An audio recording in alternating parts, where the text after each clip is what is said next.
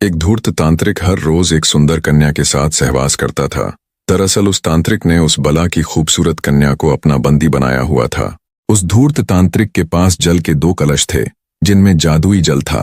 तांत्रिक उनमें से बाएं कलश की पानी की कुछ बूंदें लेकर जब उस सुंदरी पर छिड़कता तो वो एक बंदरिया बन जाती, और जब दाएं तरफ रखे कलश के पानी के कुछ छींटे कन्या रूपी उस बंदरिया के ऊपर फेंकता तो वो वापस अपने असली रूप में आ जाती। ये सब बहुत लंबे समय से चलता आ रहा था।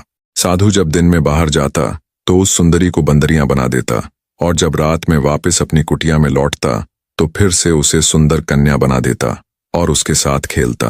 वो नवयुवती तांत्रिक के इन कुकर्मों से बहुत हताश थी, पर उस बेचारी के पास कोई रास्ता न था। अगर वो साधु के जाने के बाद बंदरियां के रूप में वहां से भाग भी जाती तो हमेशा के लिए वो बंदरियां बनकर ही रह जाती। अब कम से कम रात के समय तो उसे अपना असली रूप मिलता है। मन में ये विचार आते ही वो वहां से भागने का इरादा त्याग देती। समय बीतता गया।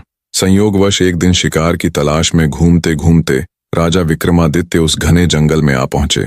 जब वो प्यास से बेहाल घोड़े से उतरकर पानी पीने के लिए उस धूर्त तांत्रिक की कुटिया के सामने बने एक कुएं के पास पहुंचे तो उनकी नजर पेड़ की डाल पर बैठी उस बंदरिया पर पड़ी।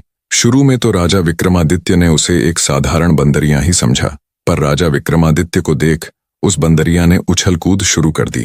जब राजा विक्रमादित्य ने उसकी ये हरकत देखी तो उस पर गौर किया तो महसूस हुआ जैसे वो बंदरिया अजीब ढंग से उछल कूद करते हुए उनसे कुछ कहना चाहती है। उसकी हरकत देख राजा विक्रमादित्य ने विचार किया कि कुछ तो गड़बड़ है।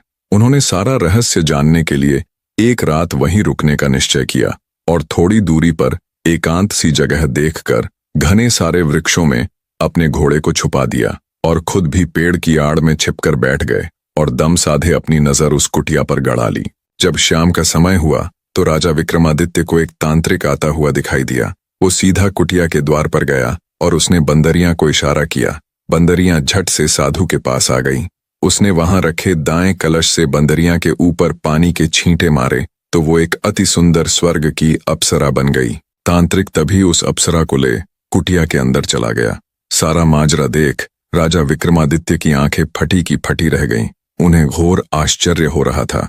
उनको उस नजारे पर बिल्कुल भी यकीन नहीं हो रहा था जो उन्होंने अभी चंद क्षणों पहले देखा था।